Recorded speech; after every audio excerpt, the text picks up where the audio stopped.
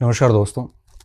तो मैं एक बार फिर बता देता हूँ आपको कि पाठ्य वस्तु जो है वो आप बहुत अधिक आपको गहराई में जाने की आवश्यकता नहीं है। मैं थोड़ा सा एक बार पाठ्य सामग्री पे भी मैं बात अलग से कर लेता हूँ सामान्य तौर पे, और उसके बाद आप है वो देख लेना अपने हिसाब से। मैं मेरी तरफ से एक एक चीज़ बता दूंगा आपको, फिर आपको जो बेस्ट लगे वो आप फॉलो कर लेना। पाठ्य सामग्री, पहली चीज़ गहराई में न जाए, मैं फिर कह रहा हूँ, ठीक है। दूसरी बात, सीमित सामग्री रखें। सामग्री सीमित रखना, बहुत अधिक सामग्री आपको नुकसान दे सकती है। और अभ्यास और रिवीजन बार बार करते जाएं, ये कुछ कॉमन चीज़ें हैं। और अपनी सामग्री पर भरोसा रखें। देखो, भरोसा नहीं रखते हैं तो डॉक्टर की दवाइयाँ भी काम नहीं करती है। भरोसा नहीं रखते हैं तो किसी भी धार्मिक स्थल पे जाके भी आपको कोई फायदा नहीं है, क्योंकि भरोसा रखना पड़ता है। आप कैसे भरोसा नहीं रखोगे तो आपको अपने माता पिता भी आपके नहीं लगेंगे, क्या सबूत है आपके पास? भरोसा नहीं रखोगे तो कुछ भी नहीं है। बिना भरोसे के न तो शिक्षक काम का है, बिना भरोसे के न आपकी किताबें काम की है, बिना भरोसे के कुछ भी काम का नहीं है, बिना भरोसे के खुद व्यक्ति भी खुद के काम का नहीं आता। इसलिए भरोसा रखना बहुत ज़्यादा ज़रूरी है। आपके पास में जो भी सामग्री है, भरोसा करिए। बार बार आप नई सामग्री बदलना मत। हर दिन नई सामग्री ला के काम करोगे तो मारे जाओगे, ठीक है। आरबीएससी को, राजस्थान बोर्ड के अंदर जो किताबें चल रही है अभी, किसकी चल रही है? एनसीईआरटी। अब ये प्रश्न मेरे से कई बच्चे पूछते हैं, मेरा माथा खराब हो जाता है कि सर एनसीईआरटी पढ़ेगा आरबीएससी पढ़े। लो भाई, आरबीएससी में भी एनसीईआरटी चल रहा है ऑलमोस्ट, तो एक ही बात है, पढ़ो तो सही आप कुछ, ठीक है। तो आरबीएससी में अभी जो किताबें चल रही है ना विद्यालयों में, वो किताबें लाके उसको आप बेस बनाइए, क्योंकि ये किताबें जो है, जब इसका पैटर्न बोर्ड परीक्षा पेपर बनाता है तो इस पे इनका ध्यान है वो ज़्यादा रहता है, इसका थोड़ा ध्यान रखना, ठीक है। अब अपन बात करते हैं एक एक का। अब L1 में राजस्थान का भूगोल, इतिहास, संस्कृति और राजस्थान की भाषा, ये है 100 अंक के, ठीक है। यही L2 में यहाँ पे लिखा हुआ आएगा 80 अंक। किसमें? L2 में। अब ये मुझे लिखने की बार बार जरूरत नहीं है। अब देखो इसमें क्या करना है, राजस्थान का जैसे भूगोल है। अब भूगोल में आपने कोई एक किताब पढ़ रखी है, जैसे मान लो किसी ने नाथ पढ़ ली है, या किसी ने गंगानगर के संजय जी चौधरी की किताब पढ़ रखी है, या फिर किसी ने मान लो और कोई किताब, अन्य कोई स्रोत है, धिंदवाल जैसे किसी ने पढ़ रखी है, तो आप उसी को कंटिन्यूसली करिए। अब आपको तीनों किताबें लाने की जरूरत नहीं है इसमें, या एक किताब ले लो। अब आप कहोगे सर 51 जिले हैं, 41 जिले हैं, मरण दो ना, क्या 51 41 51 फंसे हुए आप। कोई भी एक किताब ले लो, अपडेट नहीं देखना नया है कि पुराना है, लेके और आप इसके ये सारे चैप्टर अच्छे से पढ़ लीजिए। आपने पहले भी पढ़े, उसी को वापस कर लीजिए, कोई दिक्कत वाली बात नहीं। एक किताब में सारा कुछ लगभग कवर हो जाता है, ठीक है। इसके साथ साथ आपको राजस्थान की भाषा, इसके लिए 6ठी से 10वीं तक का जो राजस्थान अध्ययन की किताबें हैं वो साथ में रखिए। वो साथ में इसलिए रखना ज़रूरी है कि मान लो आपने ये किताब पढ़ ली, इनमें से कोई कोई एक्स्ट्रा फैक्ट मिलता है, उन किताबों में ऐड कर दो, ताकि क्या बार बार ये किताब आपको पढ़नी नहीं पड़ेगी। अगर आपके पास में राजस्थान ज्योग्राफी की किसी संस्थान के नोट्स हैं, मेरे भी नोट्स हो सकते हैं, किसी अन्य संस्थान के भी हो सकते हैं, कोचिंग के हो सकते हैं, तो आप क्या करो, इन सारी किताबों की ज़रूरत फिर नहीं है। उस नोट्स के साथ में 6ठी से 10वीं राजस्थान अध्ययन देख लो, राजस्थान अध्ययन के भूगोल के चैप्टर देख लो, उसमें से कोई नया फैक्ट मिल रहा है तो आपके नोट्स में अपडेट कर दो। इससे अलावा कोई काम नहीं करना है आपको, ठीक है। तो राजस्थान भूगोल में नाथ है, संजय चौधरी है, धिंदवाल है, सिखवाल है, जो भी आपके पास में हो, या आपके पास में कोई नोट्स हो, बस। अब आपको बहुत ज़्यादा, अब इन सभी में से रखनी एक ही चीज़ है आपके पास में, और साथ में ये 6ठी से 10वीं राजस्थान अध्ययन देख लेना।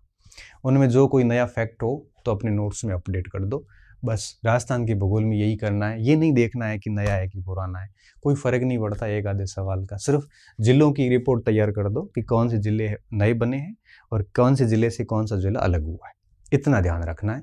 इससे ज़्यादा इसमें आप क्या ही ध्यान रखोगे एक्स्ट्रा, ठीक है। ये भूगोल की बात होगी। अब बात आती है इतिहास की। इतिहास में नया पुराना कुछ है नहीं। इतिहास में भी वापस वही 6ठी से 10वीं तक की जो राजस्थान अध्ययन है, ये तो आपको लेना ही लेना है।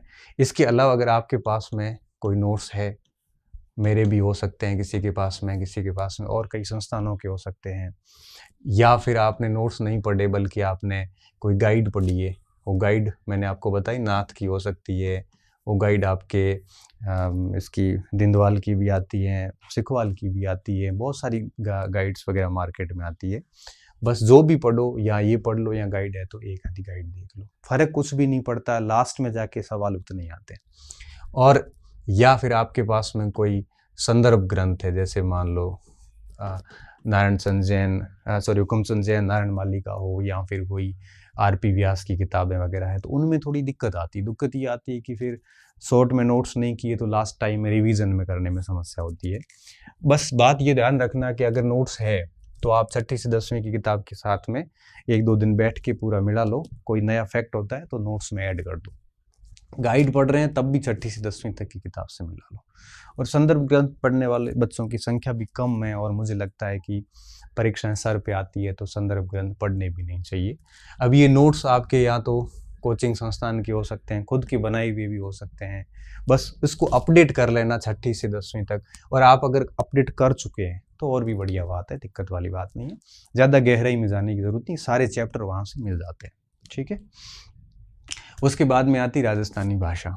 ये भाषा एक राजस्थानी साहित्य की किताब आती है, उसमें मिल जाती है, और भी कई सारे राजस्थान जीके की जितनी भी किताबें है संस्कृति वाली, उसमें भी मिल जाती है, वहाँ इसको अपडेट कर दो। अब ये 180 नंबर का था पूरा। ठीक है।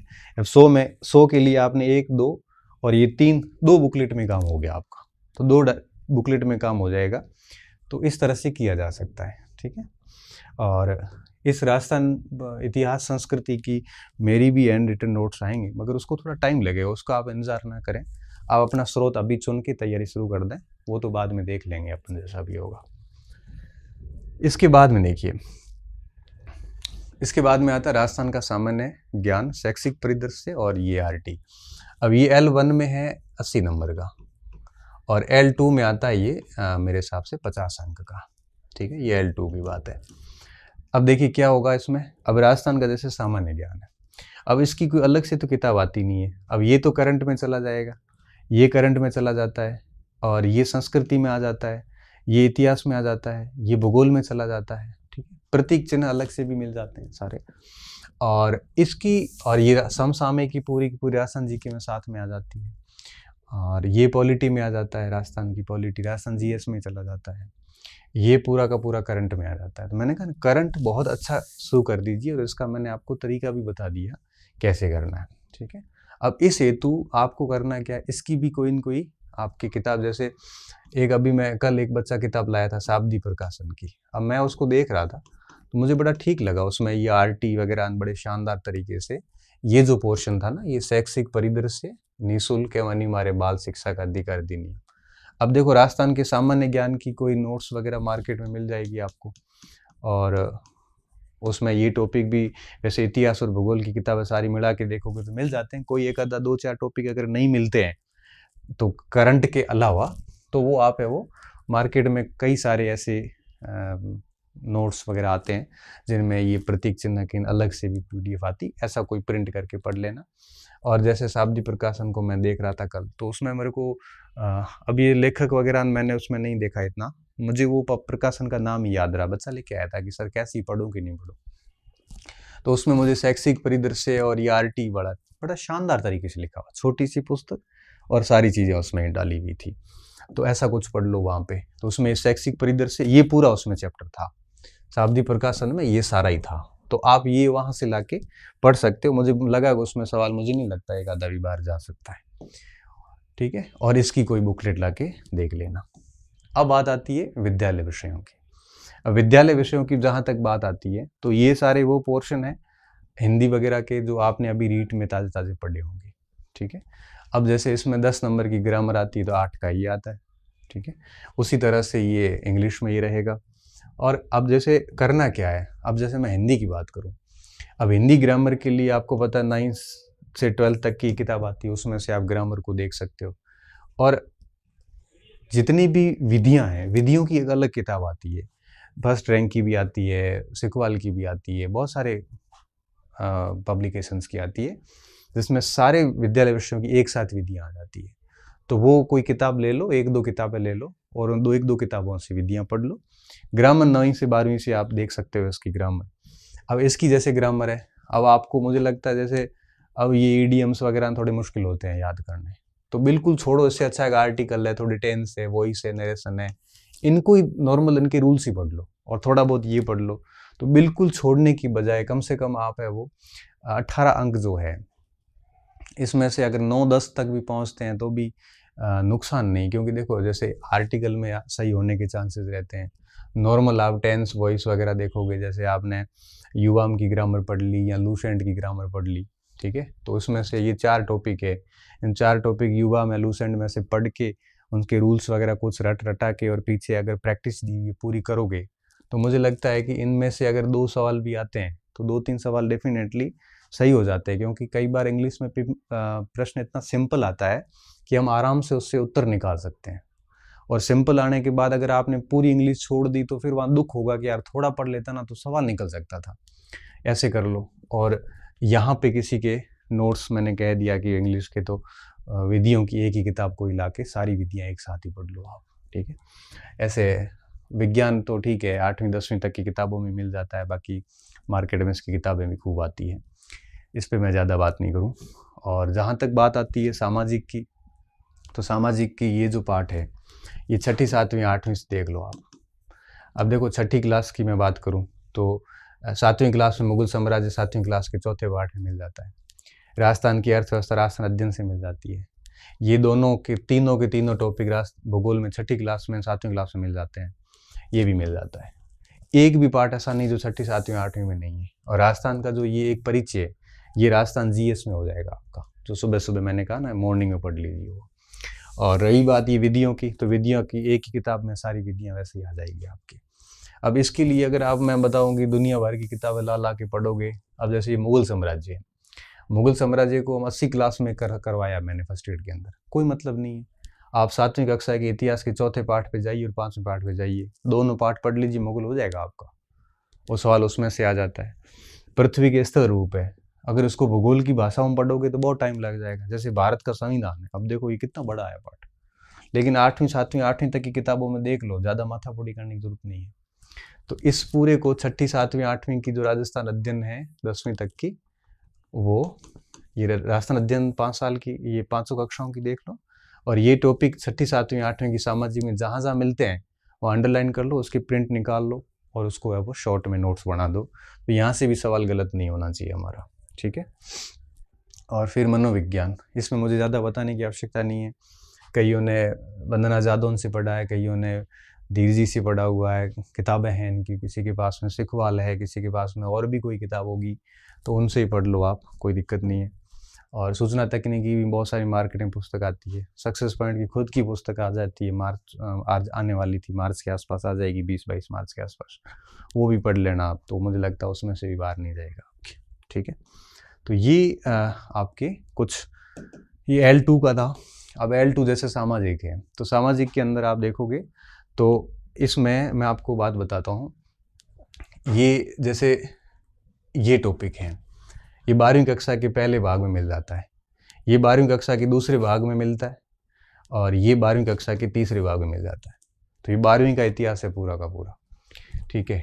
और ये जो टॉपिक है चारों, ये और 5वां ये टॉपिक, ये विश्व भौतिक भूगोल के मूल सिद्धांतों में मिल जाते हैं। और विश्व के कृषि प्रदेश वगैरह जो है, ये 11वीं या 12वीं क्लास के अंदर एक भूगोल का और भाग है समसामयिक भूगोल का, उसमें ये टॉपिक मिल जाता है, अर्थव्यवस्था और हम, उसमें ये टॉपिक मिल जाता है। तो ये भी 11वीं 12वीं के पूरे NCERT से उठाया हुआ है। ये पूरा का पूरा 9th और 10th में मिल जाता है, पूरा का पूरा, ये और ये दोनों, ठीक है। और थोड़ा बहुत कोई बुकलेट आती हो सामाजिक वगैरह की तो उससे देख लेना।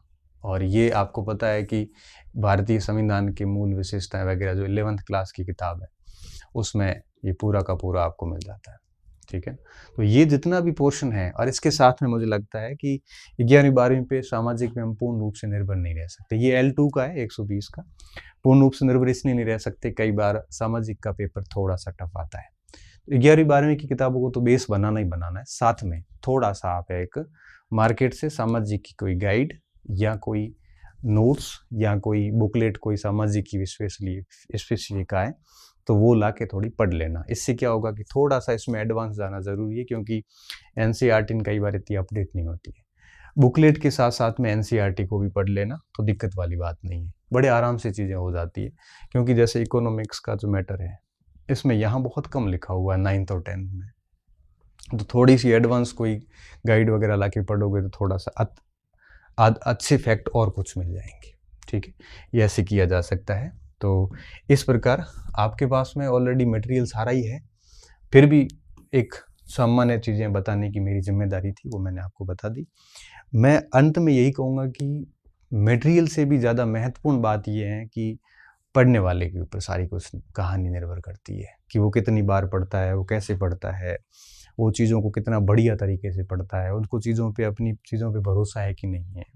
ठीक है ना, इसलिए बहुत ज़्यादा कंटेंट लाने की बजाय लिमिटेड सामग्री लाइए और उसको बढ़िया तरीके से बार बार रिवीजन करिए। और बाकी बातें मैंने ऑलमोस्ट बता दी हैं। उम्मीद कर रहा हूँ आज से आप तैयारी शुरू कर देना, अपना समय ख़राब मत करना। बीच में कई सारे फंक्शंस वगैरह चीज़ें होती है, समय मत ख़राब करना, क्योंकि एक दिन भी ख़राब होता है तो आपकी रणनीति जो है ये, आप सोचिए कि एक दिन में आप कितने पीछे रहते हो, तो ऐसा कोई काम मत करना। और समय समय पर जब भी कोई दिक्कत आएगी तो हम और बात करते रहेंगे। अभी आप इस पे ही चलिए, कोई सीरियस इश्यूज आएंगे तब आगे और क्लास ले लेंगे एक। और अभी आपको इस भरोसे छोड़ के जा रहा हूँ कि 3-1 महीने वापस मैं रीट को लेके अध्यापक मुख्य परीक्षा को लेके बात नहीं करूँगा। और इन 3 महीनों में मैं उम्मीद करता हूँ कि एक बार आप ये कोर्स पूरा कर लोगे, 3 महीनों में एक बार तो कर ही लोगे, इतनी उम्मीद के साथ और टारगेट दे के आपको जा रहा हूँ कि 3 महीने आप मेरे इस बताए हुए रूटीन पे चलोगे। और 3 महीने बाद जब मिलूँगा तब आप मुझे कहना, सर आपने जो टाइम टेबल बताया था हम 3 महीने से उसी टाइम टेबल के अनुरूप चल रहे हैं। उसके बाद हम आगे और बढ़िया तरीके से बात करेंगे। ठीक है, बहुत बहुत धन्यवाद विद्यार्थियों, अच्छे रहिए, मस्त रहिए और पढ़ते रहिए।